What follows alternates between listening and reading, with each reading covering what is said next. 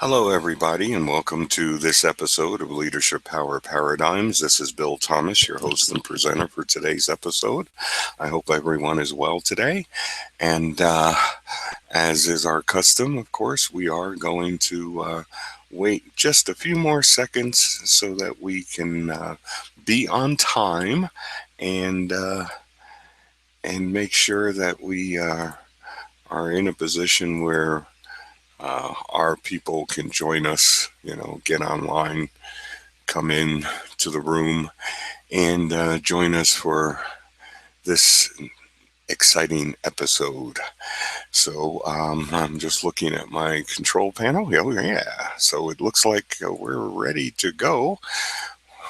Leastwise, we're on time anyway. Let's put it that way. And what we will do is what we always do, which is get things expanded upon here. And that way I can say, welcome to this episode of Leadership Power Paradigms. This is Bill Thomas, your host and presenter for today's episode. Let us use the next 14 or so minutes to discover how leaders can ordain and endow their people with the ability, direction, strength, and insights they need to perform their work with excellence, leverage the full potential of their human capital, and develop success-oriented behaviors to meet the challenges of this imagination age. So let us begin our explorations. We have the perfect model of leading in these first four verses from the book of the Exodus in chapter 31, where we see that the Lord God tells Moses and you and I that God gave the son of Hur the gifts of wisdom, understanding, knowledge, and guidance in performing all manner of workmanship, so that Bezaleel could devise and fabricate cunning works using his hands, eyes, and mind. God blessed him and others with those gifts to help them shape, build, and fashion the tabernacle of the congregation, the ark of the testimony, the mercy seat, the altar, and various pieces of furniture and fixtures. There are four discrete domains, a sphere or set of elements limiting our knowledge, influence, or activities involved in any discussions of human capital. They are composed of 1. Attributes, how we qualify, portray, or associate the objectives of our actions, such as action on, which is physical, action with, which is intellectual or mental, action for, which is spiritual or emotional, action toward, which is developmental. 2. Assets, forms and locations of the tangible or intangible properties, advantages, and value that every person can and does contribute. 3. Resources, tools, supply, and support sources of human beings needing maintenance, development, sustenance, replenishment, and supervision.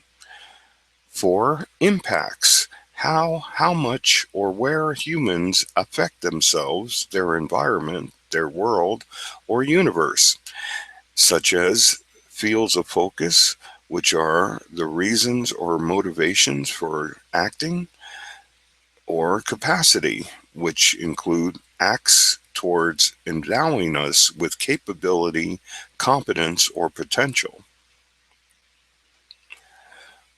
When you engage them, it is your task to help your partners, associates, peers, constituents, or clients connect with, believe in, commit to, organize for, performing any mission critical activity, reaching for a desired objective, or completing some specific tasks.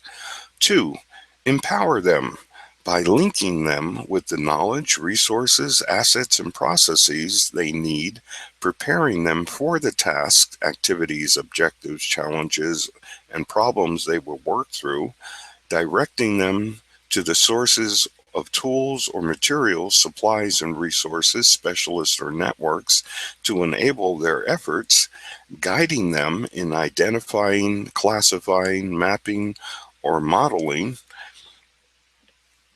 learning, analyzing, evaluation, innovating, managing, venturing, or leading for any situation. By empowering, I mean facilitating the supply of energy, mass, and capability to perform the work at hand, to provide people with the energy of a belief, understanding, competency, or meaning. And three, encourage them. Give them a purpose for being, for their inclusion, for making a difference and contribution, for reaching upwards or towards a higher plateau, giving them an obligation to the mission to help others to fulfill an ideal, to belong to a higher power or greater good, giving them trust in the common purpose, in the goodness of others, love and mercy of God, in a promising potential for the venture, and also giving them an affinity with a noble or worthy enterprise with other positive or success oriented people with a great and righteous goal. Carl Jung provides us with a quick formula for handling and mastering the challenges of these three imagination age qualities. Jung suggests that when you look inside your organization, what emotions are stirred within you? How animated do you feel? Where does your mind's eye take you? When you peer outside the walls of your company, how far do your visions take you? Which features excite you the most? Why are you convinced there are more possibilities beyond the horizon? In each of these four domains, you may need to consider the essential traits of the three imagination age qualities that we saw on the previous slide. One, strategic insight. Strategic insight, which is an ability to see your overarching competitive or superior advantages. Two, creative instinct, a natural, nearly automatic and responsive tendency or propensity for identifying new, novel, innovative, or imaginative approaches and solutions to challenges. Three, artistic flair, possessing and exhibiting, executing, or arranging tasks with the skills, excuse me, with skills, talent, and style usually found in people who practice or are adept at a fine performing or an imaginative art. Your true advantage relies on your understanding, application, and exploitation of the 21 principles of opportunity. You'll discover that they might bring you all the solutions, options, and inventions you could ever desire. Suppose you had the ability to identify how current trends and patterns in your own and the behaviors of others could affect the wealth producing outcomes of your organizational performances. Perhaps you could employ the natural and developed strengths of yourself or others to effectively and diligently convert the intentions of your priority or essential behaviors into wealthier, more profitable results. Do you believe that your experiential insights or wisdom endowed intuition might help you clearly grasp deep understanding of your behavioral impacts, empower more vivid observances of your reality, and generate realistic visions of new possibilities? As you read through the definitions provided by the Wikipedia and by Professors Cow and Yelkins in their behavior informatics article, you'll notice that they describe behavior as an action, a mannerism, or a reaction which is made or performed by an organism, entity, system, or any material under a set of given circumstances or as a response to a stimulus or input. They all say that behavior is found everywhere in every type of situation, and that behavior is very social. What they do not say is this important fact: all behaviors contain various forms of information processes. Any and all social actions or reactions, such as our behaviors, our conversations, our relationships, and more, those social activities will always involve some form of information importing, information exporting, information converting, and information absorbing. Each of those things are information processes, and each of those processes will provide the social system, the social niche, and the social activity with life replicating, life giving, life sustaining, or life consuming energy or force. In a word, social action consists of social energy, and social energy consists of information processes. Any of the knowledge, understanding, and guidance that we possess or acquire enables us to effectively define, order, and prioritize our leadership actions, behaviors, or performances. In short, we can control, influence, or manage how we conduct ourselves and our actions or reactions to most circumstances. Your behavior is your choice based upon the mindset of fear or faith that you have in your ability to handle a specific environmental condition, operational situation, or set of circumstances.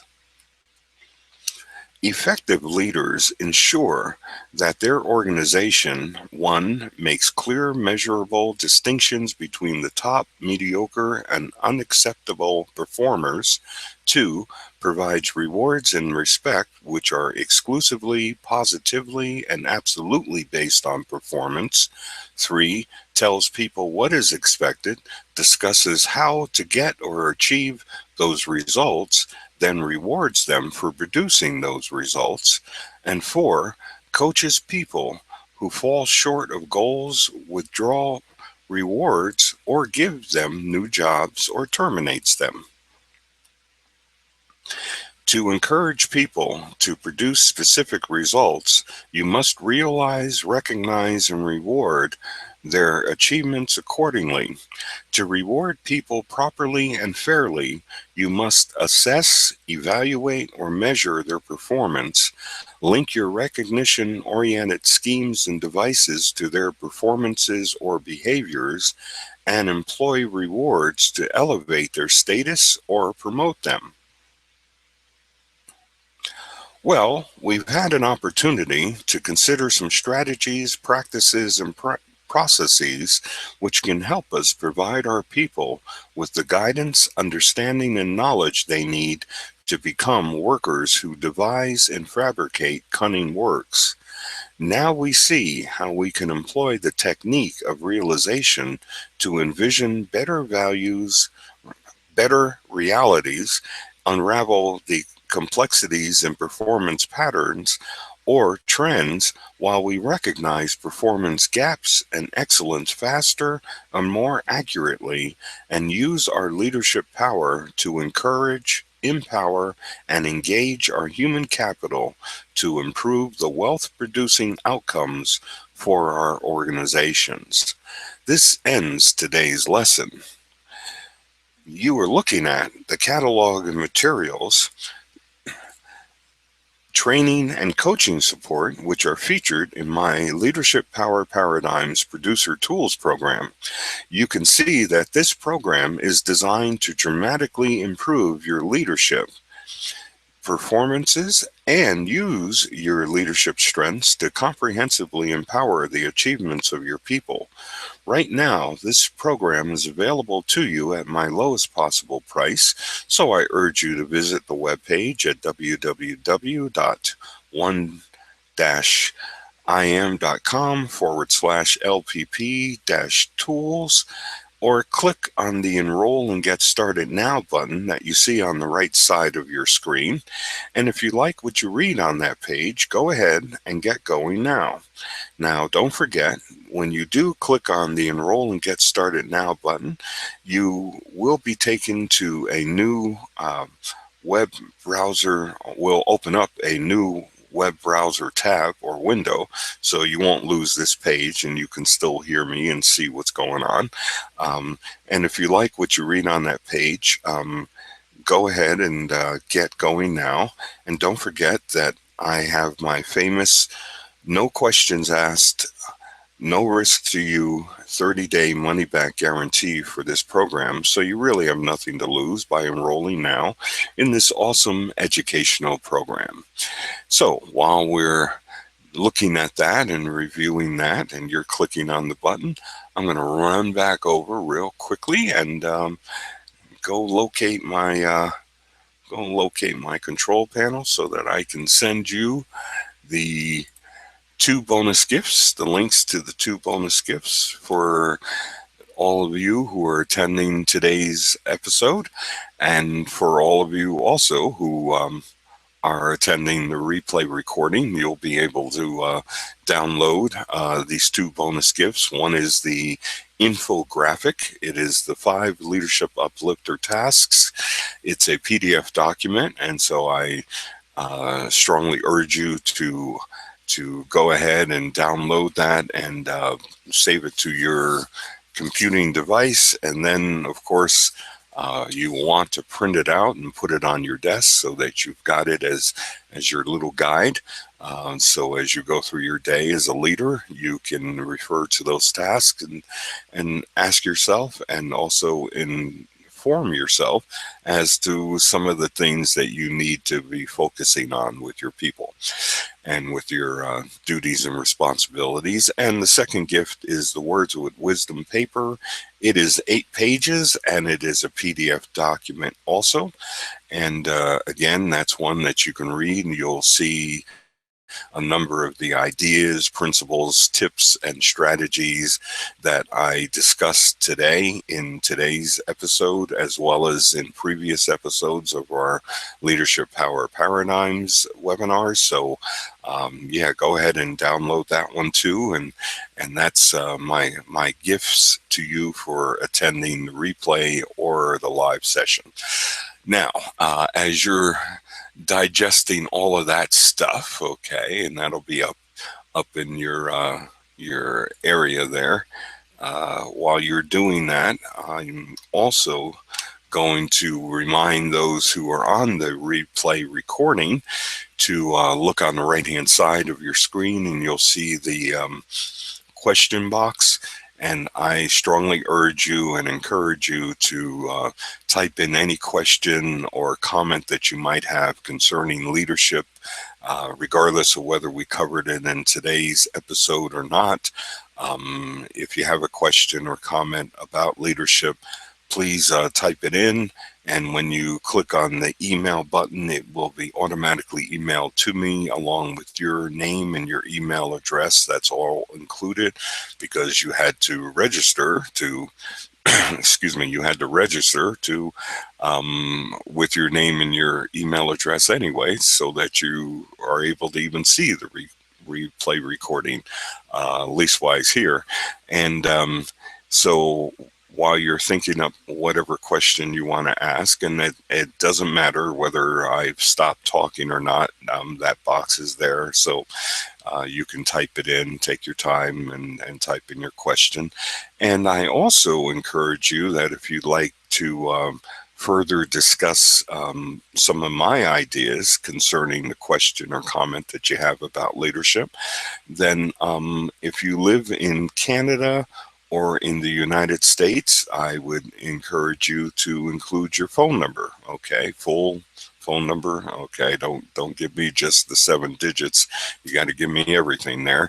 But that's only for people who live in Canada or in the United States, and I will give you a call back, and we can have a nice conversation. But if you happen to be located outside of Canada or the United States, why then we can use Skype. And most people outside of Canada and the US do use Skype anyway. So go ahead and type in your Skype ID, okay, and I will give you a call on Skype.